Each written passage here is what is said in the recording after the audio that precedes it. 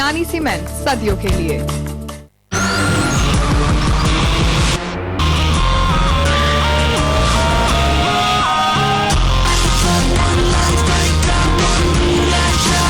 When others change the rules, I change the game. Hyundai Uber Cool i20.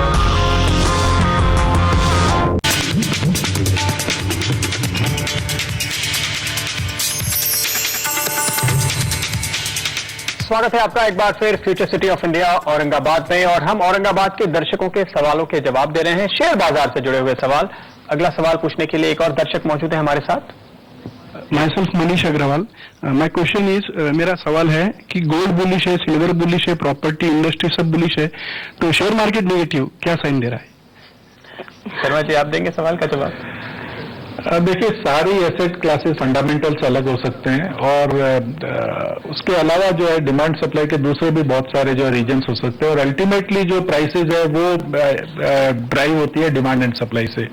अभी stock market के fundamentals और stocks की demand और supply का जो डायनामिक्स है वो बिल्कुल अलग है, और उनके इन्वेस्टर्स अलग हैं, और इसलिए स्टॉक मार्केट में जो प्रॉब्लम्स है या इकोनॉमी में जो प्रॉब्लम्स है उसके कारण, या वो चाहे हमारे यहाँ हो चाहे विदेशों में हो, उसके कारण इक्विटी मार्केट में फ्लोज जो है नहीं आ रहे हैं, इसलिए वो वीक चल रहा है। लेकिन सोने में तो आप देखेंगे पिछले 3 साल से ट्रेंड बहुत तेजी का था, तो वहां तो लगातार पैसा आता जा रहा है। इतना करेक्शन हुआ उसके बाद भी अभी भी वहां इन्वेस्टमेंट बाइंग अभी भी हो रही है, और उसके लॉजिकल रीजन भी है। एक चीज तो ये है कि अक्रॉस द ग्लोब जो पास्ट में यूएस डॉलर में ट्रेजरी में जो पैसा जाता था, अक्रॉस दी वर्ल्ड जो कंट्रीज थी उनके सेंट्रल बैंक्स का, वो धीरे धीरे चूंकि एक रिस्क हो गई है कि यूएस मार्केट और यूएस इकोनॉमी जो है वहां पर डेट लेवल्स बहुत ज्यादा है, और इसलिए इसकी करेंसी की जो वैल्यूएशन अभी सेफ हेवन डिमांड थोड़ी गई है, लेकिन अदरवाइज ये लग रहा है कि शायद यूएस करेंसी में उतनी स्ट्रेंथ नहीं है जितनी दिखाई दे रही है, तो लोग वहां ज्यादा पैसा इन्वेस्ट नहीं करना चाह रहे थे, और इसलिए बहुत सारा पैसा सेंट्रल बैंक्स का जो है वापस रिजर्व क्रिएट करने में जाएगा, जो गोल्ड रिजर्व क्रिएट करेंगे, इसलिए गोल्ड में डिमांड एडिशनल आ रही है। और इक्विटी में जैसा आप सबको मालूम है कि इक्विटी में दूसरे रीजन्स के कारण जो है वो नेगेटिव जो है फ्लो हो रहा है, और इसलिए वहां पर प्राइसेस dim है। तो हर तरह हर एसेट क्लास में जो है वो डायनेमिक्स अलग हो सकती है डिमांड और सप्लाई के लिए, और उसके हिसाब से ही उसमें प्राइसेस बिहेव करती है। अंडरस्टैंडिंग लेवल के हिसाब से इन्वेस्टमेंट डाइवर्ट हो रहा है ऐसा लग रहा है, मतलब डाइवर्ट तो सभी लोग डाइवर्सिफाई करते हैं। अभी जब इक्विटीज डाउन है या डाउन होने के पहले चांसेस थे, उस समय भी जो वेल्थ मैनेज करते हैं लोग, वो लोग आपको डाइवर्सिफिकेशन की सलाह देते हैं कि आप सारा पैसा एक एसेट क्लास में मत रखो, अपना सारा पैसा आप इक्विटी में भी नहीं रखो, तो सारा पैसा आप डेट में भी नहीं रखो, तो सारा पैसा आप गोल्ड में भी नहीं रखो, सब में आपको डाइवर्सिफिकेशन तो करना ही पड़ेगा। तो वो डाइवर्सिफिकेशन पहले जब लोग समझते नहीं है वेल्थ मैनेजमेंट के कॉन्सेप्ट या थ्योरीज जो इन्वेस्टमेंट की होती है, जब नहीं समझते हो आप, तो आपका जो है डाइवर्सिफिकेशन प्रॉपर नहीं होता है।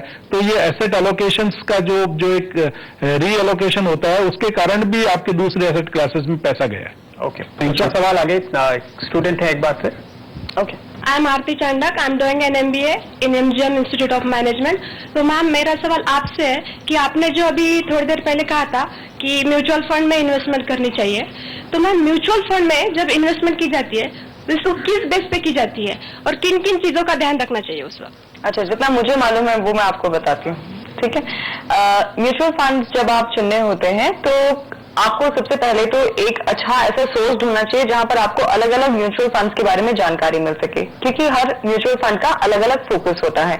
कई म्यूचुअल फंड्स होते हैं जो सिर्फ बड़े शेयरों के अंदर पैसा लगाते हैं, कई म्यूचुअल फंड्स होते हैं जो बहुत ही छोटे शेयरों में पैसा लगाते हैं। आपकी क्या जरूरत है, आप किस तरह का रिस्क ले सकते हैं, इसके हिसाब से आप ये तय करते हैं कि मैं इस म्यूचुअल फंड के साथ कंफर्टेबल हूं, पहली बात। दूसरी बात, आपको ये देखना होता है कि ये जो म्यूचुअल फंड जिसमें मैं पैसा लगाने जा रहा हूं या जा रही हूं आपके केस में, उस म्यूचुअल फंड ने पिछले कुछ सालों में कैसे रिटर्न्स दिए हैं, क्योंकि म्यूचुअल फंड्स को चलाने के पीछे भी एक इंसान बैठा होता है जो अपने दिमाग से ये इन्वेस्टमेंट कर रहा होता है, वो हमसे और आपसे ज्यादा समझदार होता है, वो आपके पैसे का ख्याल रख रहा होता है। तो जो आपके पैसे का ख्याल रख रहा है, क्या वो पिछले कई सालों में अपने आप को प्रूव कर पाया है, उसका ट्रैक रिकॉर्ड कैसा है? तो उनके जो म्यूचुअल फंड्स की जो रिटर्न्स होते हैं उन्हें NAV कहते हैं। तो उनकी अगर नेट एसेट वैल्यू, उनके NAV जो रिटर्न्स हैं वो अगर कंसिस्टेंटली अच्छे रहे हैं तो उसके बेसिस पे आप अपने म्यूचुअल फंड को चुन सकते हैं। इतना मुझे मालूम है। इसके आगे अगर आप कुछ ऐड करना चाहें आशीष। इसके अलावा आपको हमेशा ध्यान रखना पड़ेगा कि आपका एक रिस्क रिटर्न प्रोफाइल क्या है। यदि आप समझते हैं कि मेरे को जो मेरा इन्वेस्टमेंट है सबसे पहले शॉर्ट के लिए करना है, सिर्फ मेरा पैसा 7 दिन के लिए, 10 दिन के लिए या 3 महीने के लिए फ्री है, तो म्यूचुअल फंड की तरफ से लिक्विड म्यूचुअल फंड है जो बिल्कुल रिस्क फ्री होते हैं और आपको बैंक डिपॉजिट से शायद थोड़ा सा बेहतर रिटर्न देते हैं। उसके बाद आते हैं फिक्स मैच्योरिटी प्लान्स कि आपका जो फंड है वो 3 महीने में या 6 महीने या 1 साल के लिए उनकी फिक्स मैच्योरिटी होती है। बट ये वो प्रोडक्ट है जिसमें आपको जो रिटर्न है वो बैंक डिपॉजिट के आसपास का रिटर्न मिलता है। थोड़ा सा यदि आप अपनी रिस्क प्रोफाइल और बढ़ाएं तो बैलेंस म्यूचुअल फंड होते हैं जो अपना पैसा गवर्नमेंट सिक्योरिटीज और थोड़ा बहुत उसमें इक्विटीज में डालते हैं जो इनसे शायद थोड़ा बेहतर रिटर्न देते हैं। और उसके बाद आते हैं इक्विटी फंड्स जिसमें भी कई टाइप के फंड्स रहते हैं, जैसे डाइवर्सिफाइड फंड्स होते हैं जो अक्रॉस एसेट क्लास पैसा लगाते हैं, या मिड कैप फंड होते हैं या स्मॉल कैप फंड्स होते हैं। तो बहुत सारी डेफिनेशंस हैं। इसके अलावा कई वेबसाइट्स हैं जिसके थ्रू आप और नॉलेज गेन कर सकते हैं, जैसे mutualfundsindia.com है या स्टॉक मार्केट की वेबसाइट CNBC की भी है moneycontrol.com, उस पर भी म्यूचुअल फंड्स का एक पूरा एनालिसिस रहता है। तो मेरा कहना है कि आज म्यूचुअल फंड में निवेश करना बिल्कुल एक रॉकेट साइंस नहीं है। आपके पास में बहुत सारा नॉलेज है और बहुत सारी इंफॉर्मेशन अवेलेबल है जिससे आप डिसाइड कर सकते हैं। और CNBC आवाज पर 7:30 बजे मंडे से फ्राइडे तक एक बहुत ही अच्छा शो आता है योर मनी, आप उसे देखना शुरू कीजिए। और वहां पर अगर आपको म्यूचुअल फंड के बारे में कोई भी जानकारी चाहिए हो तो आप वहां पर भी पूछ सकते हैं, ठीक है? ओके, एक और सवाल, और बहुत सारी लड़कियों के हाथ में, बहुत खुश हूँ। चलिए यहाँ पर आपसे पूछेंगे व्हाइट शर्ट में, हाँ आपके पास भी आती हूँ मैं। Hello ma'am, my name is Sneha Chaudhary. मेरा सवाल ये है कि अभी मार्केट में जो गिरावट है तो अभी कौन से सेक्टर में इन्वेस्ट करें ताकि 1 साल के बाद अच्छे रिटर्न्स मिले? मेरे ख्याल से ये सवाल तीसरी बार डिस्कस हो रहा है। तो बैंकिंग सेक्टर तो एक मैं बता चुका हूँ, अभी मैं दूसरा सेक्टर एक और बताता हूँ जहाँ आप निवेश कर सकते हैं। फार्मास्यूटिकल सेक्टर भी जो है काफी स्टडी और स्टेबल ग्रोथ दे सकता है, और विशेष रूप से अगले 5 साल में डेवलप्ड मार्केट में बहुत सारे दवाइयां जो है वो ऑफ पेटेंट हो रही है, और इसलिए सिर्फ बायोसिमिलर सेक्टर में ही, यानी कि जो बायोटेक सेक्टर है वहां पर जो जेनेरिक्स बनेंगे, वहां पर करीब $60 बिलियन की ड्रग्स जो है वो ऑफ पेटेंट होने वाली है। तो वहां आप इन्वेस्ट कर सकते हैं, और उसमें जो प्रोमिनेंट कंपनियां हैं जैसे बायोकॉन है, इवन वोखार्ट है, और भी कई कंपनियां हैं, डॉक्टर रेड्डी भी काफी हद तक बायोसिमिलर्स के अंदर है, वहां इन्वेस्ट कर सकते हैं।